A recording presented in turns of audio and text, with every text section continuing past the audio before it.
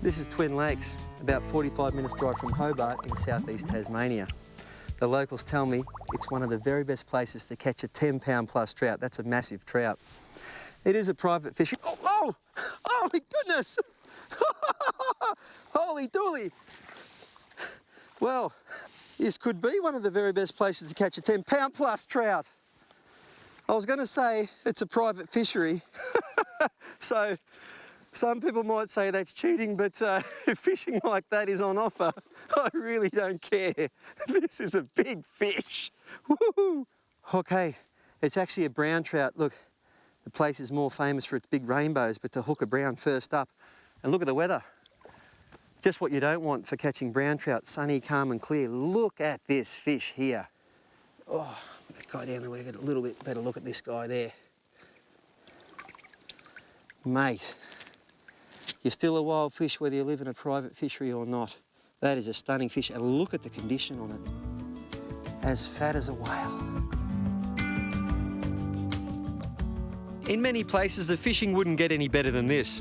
But with the knowledge that some of the trout in these lakes are even bigger, our adventure had really only just begun. No man's going to help me catch a big 10-pounder more over there. Okay, and this man, Ian Cook, is the owner and manager of the place here, Twin Lakes. Now, Ian, let's cast to that fish while I'm mate. And get one out there. Just a nice slow retrieve, mate. Yeah, figure of 8 if you can do it. Yeah, I can definitely do a figure of 8. That hangs it out there. Yeah, just watch that for that bow wave and behind that fly there. They come up and bow wave behind it. Yeah, they will do. It'll be fantastic to see. Ian, you're a second-generation fly fisherman? Yep, second generation. Even third generation. Third? Yeah. Even better. Caught my first Atlantic salmon in the Tweed River out of my grandmother's garden. Back right onto the river when I was 7. So tell me though, why settle in Tasmania, mate? Same old story. Came on holiday. Yeah? Loved the place. You had a bit of a grand plan. There was nothing here before that? No, nothing at all. No, it was just basically scrub, no water, and we... this is what we came to do, this and the game farm and the fishing. Look, a lot of private fishers, you'll get 6 and 7 pound fish, but to get those up around the 10 pound mark consistently, that is phenomenal. It's a good cast. Well, oh, thank you. He's polite too, you see that? Oh, like that! Oh! He came back for it. Look at the size of the boil. You still got your fly? Yeah. The beauty of Twin Lakes is that there's only 2 anglers on the water at any one time. So I was happy to share it with an old mate of mine, John, who's a Twin Lakes regular. He pretty much invited himself on this trip though. A little bit better than yours, Paxi, but still not as big as they get here. With John ribbing me, it was game on. Twin Lakes is fly fishing only and strictly catch and release. It's run on a membership system where clients get 8 days of fishing a year. The price works out pretty attractive when you consider you get the lakes to yourself and accommodations included. If you want to know more, check out their website. Looks like a proper one, Ian. Not too bad. What sort of fly did you get him on? It's on a little black beetle dropper under a mud-eye, floating mud-eye pattern. They're freely rising to dries around here, aren't they? That's a beautiful fish. Tell me something, this guy's going to take a while to play out. He's a good fish. Guesstimates, mate? 9, maybe 10. He's not even excited. 9, maybe 10. So just a small one for an ear. All right, I've got this boy here. Just very quickly. Look at that. For a stunning fish. Stunning rainbow trout. You think you're in Canada or something like that. That is a beautiful fish. That's the average fish. Why go to New Zealand? That is fantastic. It just goes to show if you run a private fishery properly, there's a little beetle pattern. You can catch fish like this. I'll get this guy back.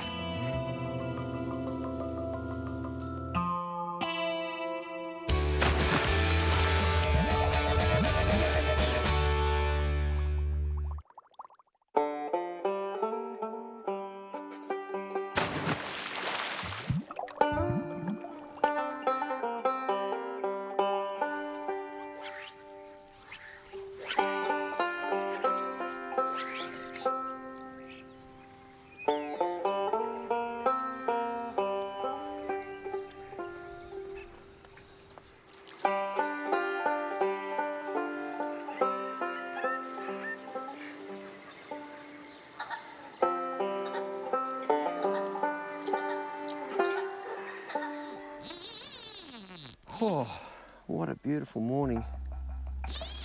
Here at Top Lake on Twin Lakes, and this fish has got the full fly line out on me. It is a strong, oh, it's a good fish. This is a shallow part of the Top Lake, and he's around that weed there, and he's wrapped me solid. Well, are we coming free? Do we have him still? Oh, look at that, there he is. He's there. Look at him going for those snags. He's probably well, oh, I don't like that timber. Don't go around that. Don't go around that. That's not good. That is not good. That's not good at all. That's not good. Come on. That is not good. Oh, it's off. It's off. That's better. What have we got here? A big brown trout. Or possibly an Atlantic salmon, I'm not sure. Oh. This is a passer fly rod under the tree trick. If I'm lucky. Get that. There we go. Or remove the tree altogether. That'll work. I've come from right over there near the house. That's about 150 metres away, and he's still got plenty to go. It's a hooah. It's a 10-pounder, I think. Look at the size of that brown trout. Now these guys here are actually the same trout. Well, they come out of Great Lakes stock, about 1,100 metres up in the Central Highlands, where they average about 2 to 4 pound. Anything more than about 4 pound is an exceptional fish. But not as much food up there, it's a lot colder. So they don't grow as big. But once they get put in here, the transformation is amazing. If I can get this guy, the tail, hopefully he sticks. Woo!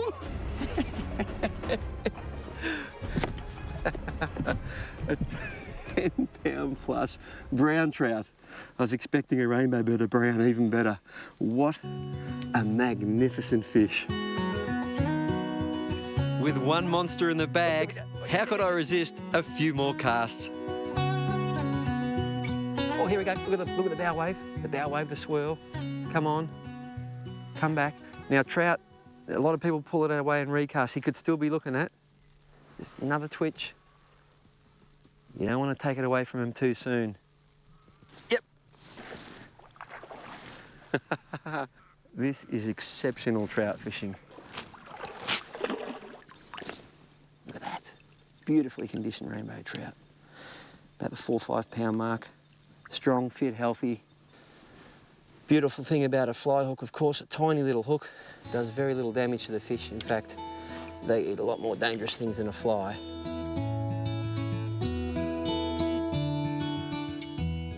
Low stocking numbers, an abundance of natural food, and ideal temperatures all year round help these fish grow at a phenomenal rate.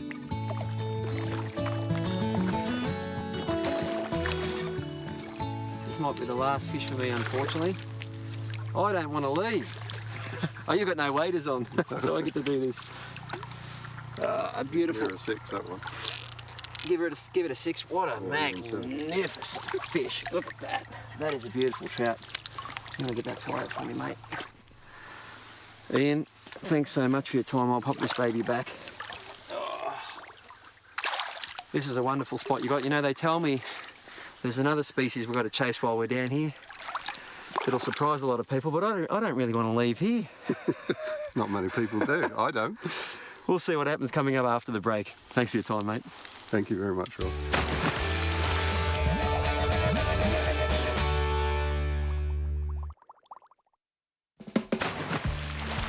Tassy is best known for its trout, but there's also some world-class offshore fishing to be had.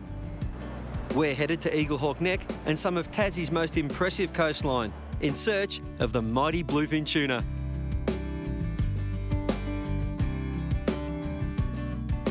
This is not my first visit to Eaglehawk Neck. In the late 70s, Dad brought us here. It's where I caught my first bluefin. Here's my dad proudly holding it up. What an adventure it was, and I've been waiting 30 years to get back. I can't be sure, but we probably stayed here at the Loughra Hotel. It's been here over 60 years. It was built by Sir Reginald Ansett, who described it as the hotel with the best views in the world. I will say, the view is impressive. Now, to see if the tuna are also still as impressive, I've headed out with Michael Kent from Southeast Charters. This is the exciting part of the day. The lures are about to go in. That's your standard X-Wrap with the trebles. What I've done with this guy, same lure, different colour. That's the new yellowfin colour, but I've put a single hook on the back. Basically, one of these guys known as an assist hook. I've taken all the split rings off everything and looped that hook onto the tail so there's no rings or anything to go wrong with that, and a single hook is great, especially if you catch a really big fish. It holds better than the treble, and it's great for catch and release. Let's get it in the water. The lines were set, but with a sunny day and almost no wind, the conditions were far from perfect for tuna. They like it rough. Well, that's normally the rule anyway.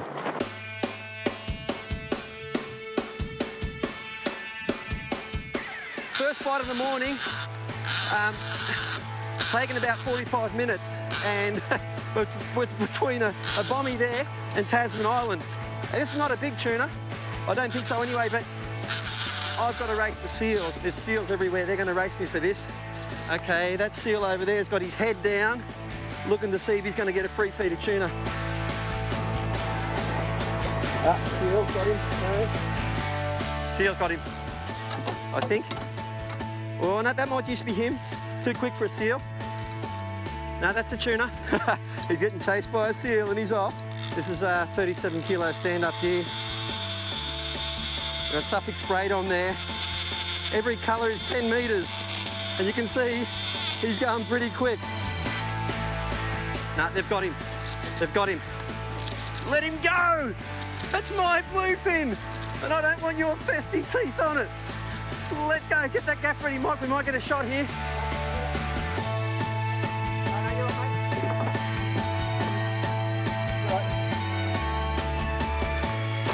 Woo!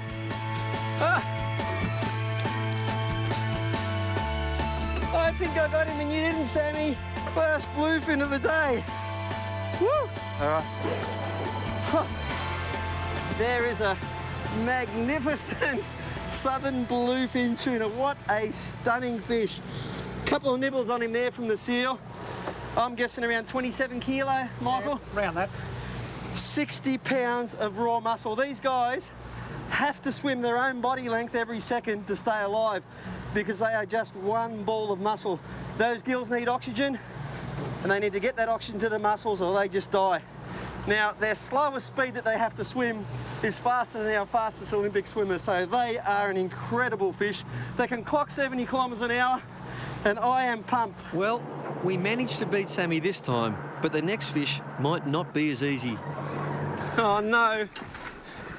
Get that gaff ready, mate. Sammy is winning this one. Sammy! Leave him alone, you bugger. You live here, you get him all the time. Actually, normally, the seal would be too slow to catch that tuna. Of course, once you hook them, they cotton onto it. You know, they're pretty clever. They hear the boat slow down. Look at that. It's a wrestle between... Buddy, I promise I'll give you a beach ball if you let go. Oh. Look at him, he's keen on that. Yeah, we got it. Yeah, but... no good to us. Well, we got At the least he tuna. didn't get it. We got the tuna, but the seals made a mess of it.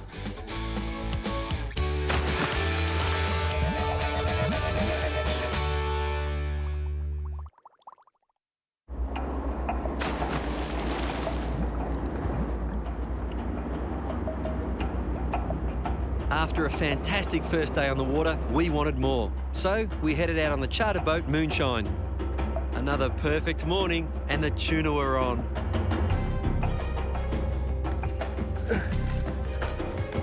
Oh, he's off! He's off! No, he's not. Come towards me. Came out of nowhere, just trolling along these cliffs about 400 or 500 metres out. We're in about 60 metres of water.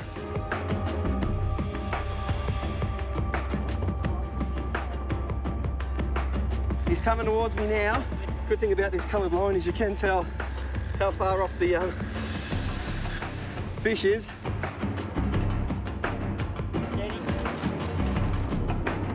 Taking a run under the boat.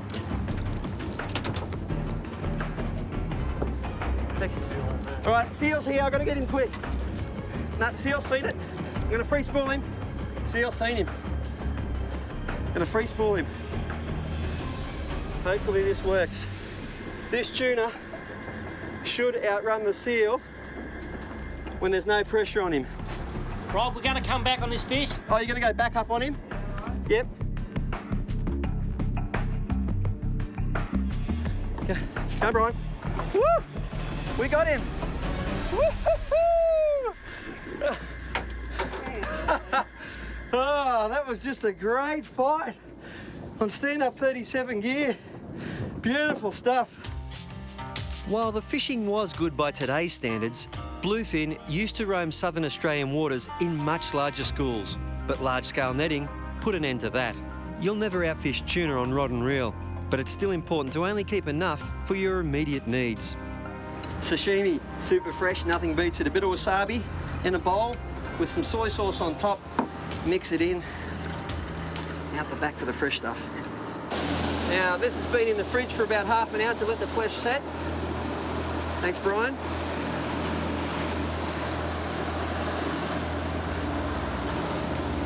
It's worth coming here just for that.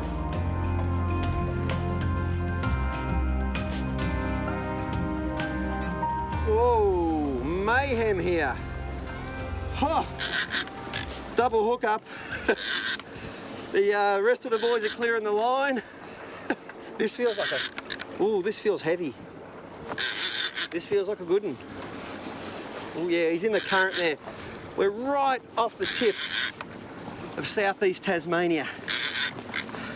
Some of the most spectacular country in the world. Oh.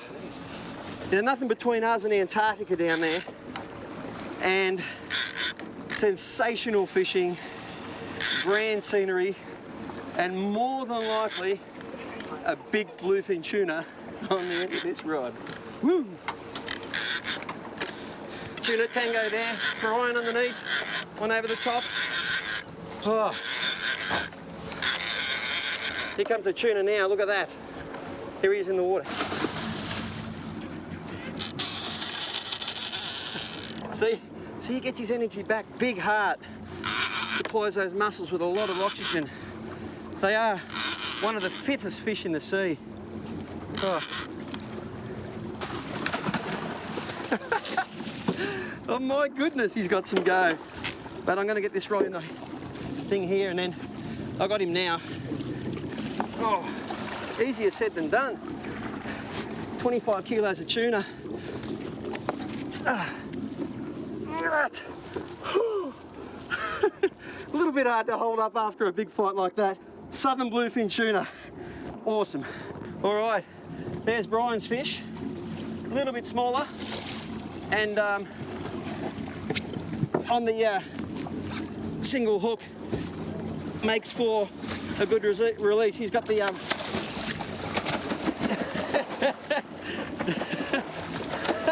all right, fella. We know you got a big heart. We're gonna let this one go. Just get up here, fella, for a second, if you would. That's about 150-pound tray, so it should be okay getting him up on this deck. Rightio. Oh, who wants to swim with the dolphins when you can straddle a tuna? Try and get that hook out. Okay, away goes the hook. Oh, this deck's getting awful slippery, and I don't want to go in the water with so many vicious seals and great white sharks around. Like I said, these guys here, big heart. He'll recover very quickly. The best way to do it is to just give him a big push like that. And you saw how quickly they get their energy back. A heart 8 to 10 times bigger than your average fish per body weight, and it shows.